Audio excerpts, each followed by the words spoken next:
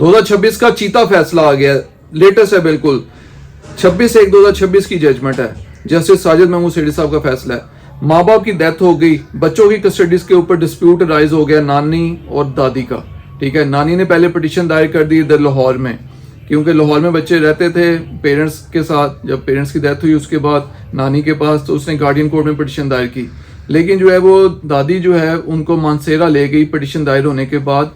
मानसेरा में जाके guardian court में पिटीशन दायर की, जो कि एक्स पार्टी एक्सेप्ट हो गई। ठीक है, और गार्डियन उसको अपॉइंट कर दिया गया दादी को।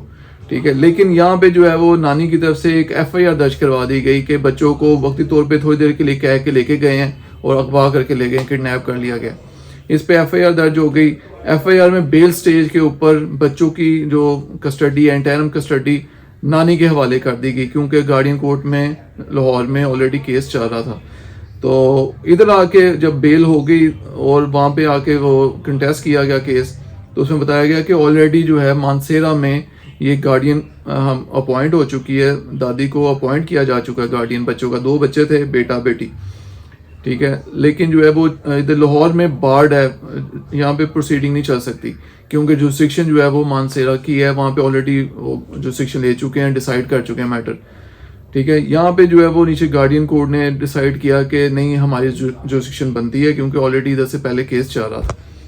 इसके खिलाफ अपील में ऊपर चले गए, वो दादी की तरफ से पिटीशन दायर की गई, अपील की गई और अपील खारिज कर दी गई। उसके बाद मैटर आ गया हाई कोर्ट में। हाई कोर्ट में ये लेटेस्ट जजमेंट है 2026, लाहौर हाई कोर्ट, पेज 1241। इसमें जस्टिस साजिद महमूद सेठी साहब ने डिटेल में डिसीजन दिया है, बड़ा ज़बरदस्त। इसमें जो जजमेंट्स का हवाला दिया है सुप्रीम कोर्ट की, वो जजमेंट्स के नंबर आप नोट कर लें। 2025 SCMR पेज 153, 2024 SCMR पेज 853, इसी तरह 2024 SCMR 770, और इसके अलावा काफ़ी जजमेंट्स हैं जिनका हवाला दिया। ठीक है, और जो पुरानी जो जजमेंट्स हैं, एक 1971 की, उसका हवाला भी दिया, PLD 1971 सुप्रीम कोर्ट, पेज 61।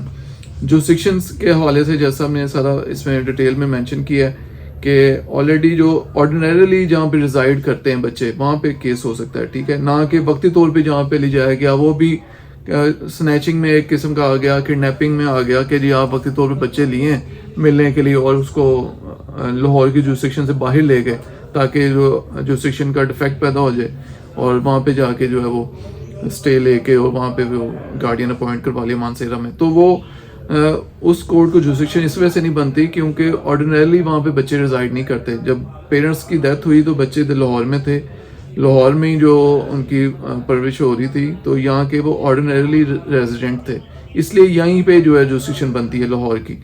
तो ये जो है वो हाई कोर्ट में ये उन्होंने कहा कि कंकरेंट फाइंडिंग है नीचे, दोनों गार्डियन कोर्ट ने भी और एपीलेट कोर्ट ने भी सेम डिसीजन दिया है, और कोई ऐसी इलीगैलिटी मुझे नज़र नहीं आई दोनों जजमेंट्स में। तो जैसा मैंने कहा कंकरेंट फाइंडिंग है। और एक और जजमेंट का हवाला दिया, बड़ी अहम है, 2 जजमेंट 2004 CLC 1500 पेज है और 2005 YLR 1096 पेज। ठीक है, और ये हवाला दे के जैसा हमने कहा कंकरेंट फाइंडिंग है, नीचे वाली दोनों बिल्कुल ठीक फाइंडिंग है, और ये रेड पिटीशन जो है वो जैसा हमने फिर डिसमिस कर दी। और अब इसमें डिसाइड होना बाकी है कि नानी को कस्टडी मिलनी है कि दादी को। आपको क्या लगता है, कमेंट्स में बताएं। इसमें जो बेहतर परवरिश, अमूमन जो रूल है, जो मेजर प्रिंसिपल है कि बेहतर परवरिश किधर हो सकती है, नानी के पास कि दादी के पास, लाहौर में कि मानसेरा में, जहाँ पे शुरू से वो रह रहे हैं। यहाँ पे स्कूलिंग अच्छी हो सकती है कि मानसेरा में हो सकती है।